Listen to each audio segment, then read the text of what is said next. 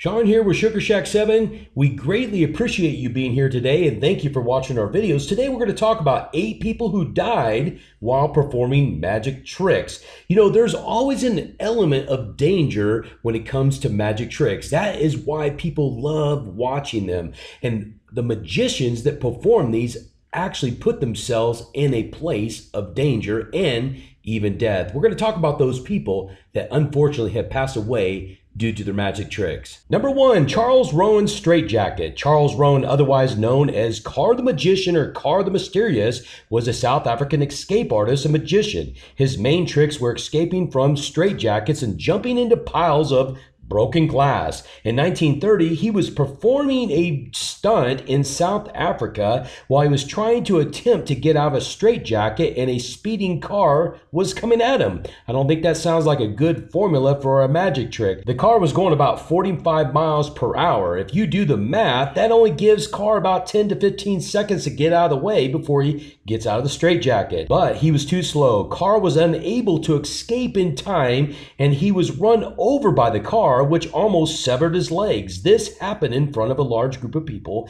including small children. Before he died, he did exonerate the driver of any wrongdoing. Number 2, Madame de Linsky gun trick. This gun trick is when a magician pretends to be shot by a gun, giving the illusion that either they stopped or caught the bullet with their body. This trick, especially the bullet catching variation, is one of the most dangerous tricks a magician can do. Despite the gun trick being an illusion, it still puts the magician in harm's way. No bullets are fired during this trick because the people simply can't catch bullets, yet there are at least 15 deaths associated with this trick. One of the most notable deaths happened when the Polish magician and his wife de Linsky were performing this in Germany in November of 1820. Their version of the gun trick was that Madame de Linsky would face a firing squad of 6 men, stopping all 6 bullets. The de Linskys asked the soldiers to insert a blank load in the rifle. One soldier didn't and loaded a live round. Madame de Linsky was shot through the abdomen and died 2 days later. Number 3, Benjamin Rucker, heart attack. Benjamin Rucker, who performed under the stage name Black Herman, is a bit different than other magicians here because he died of natural causes, although nobody believed it. Black Herman was the preeminent African-American magician of the time. Because of the Jim Crow laws, he played to mostly black audiences in the South, but was popular elsewhere. One of his signature illusions, which he used to promote his upcoming shows, was being buried alive then exhumed 3 days later, after which he'd go on with the show. That is why no one believed he really died when he had a heart attack at the end of one of his shows in April of 1934. Using the disbelief to their advantage, Black Herman's promoters charged people to get into the funeral to see that Black Herman was, in fact, dead. Number 4, Dr. Vivian Hensley, razor blade. Nothing puts a black stain on the world of magic like an amateur getting in over his head while trying to perform a dangerous trick. 43-year-old Vivian Hensley was a dentist in Australia. As a dentist, he probably should have known the dangers of sticking non-food items in his mouth. But nevertheless, he died in a very painful death from something he swallowed. Dr. Hensley was performing his old trick called swallowing the rusty razor blade for his son. He did the trick pretending to slip the razor blade in his mouth while really putting it down his sleeve of his coat. On July 6 of 1938, while performing the trick, he slipped up and actually dropped the razor blade down his throat.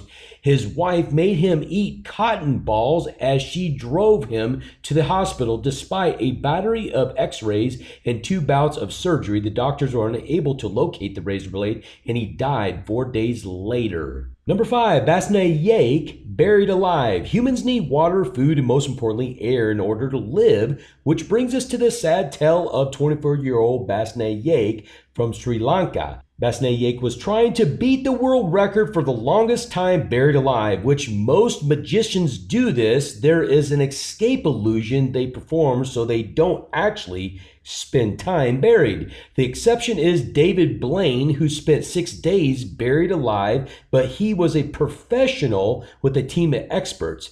Basne Yake wasn't a professional. Instead, on March 5th, 2012, he got his family to bury him in a pit 3 meters or 10 feet deep and then covered it with soil and wood. He was buried for 7.5 hours before being dug up. They found him not breathing and took him to the hospital where he was pronounced dead. It's to be noted that the Guinness Book of World Records will not recognize any type of record such as this because they do not want people performing such dangerous feats.